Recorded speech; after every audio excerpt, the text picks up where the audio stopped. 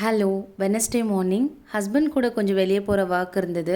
Work எல்லாம் முடியறதுக்கே afternoon ஆகிடுச்சி. குட்டீஸை வந்து பிக் பண்ணணும் அப்படின்னு சொல்லிட்டு ஹஸ்பண்ட் அப்படியே ஆஃபீஸ் போக சொல்லிவிட்டு நான் வந்து பஸ் பிடிச்சி வீட்டுக்கு வந்துட்டேன்.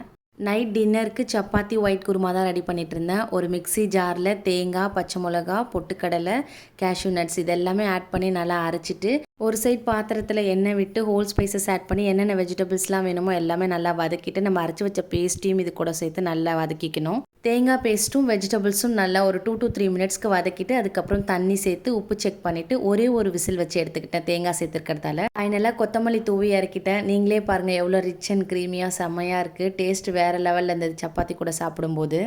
டின்னர்லாம் ரெடி பண்ணி வச்சுட்டு குட்டீஸை போய் கிளாஸ்லேருந்து கூட்டிகிட்டு வந்துட்டு வந்ததும் அப்படியே அவங்களுக்கு கையோட டின்னரையும் சாப்பிட வச்சுட்டேன். நம்மளோட சேனல் நீங்கள் ஃபஸ்ட் டைம் பார்க்குறீங்கன்னா மறக்காமல் இந்த வீடியோவை லைக் பண்ணி நம்ம சேனலையும் சப்ஸ்கிரைப் பண்ணிக்கோங்க. வேற ஒரு ஷார்ட்ஸில் நான் உங்களை மீட் பண்ணுறேன். பாய்.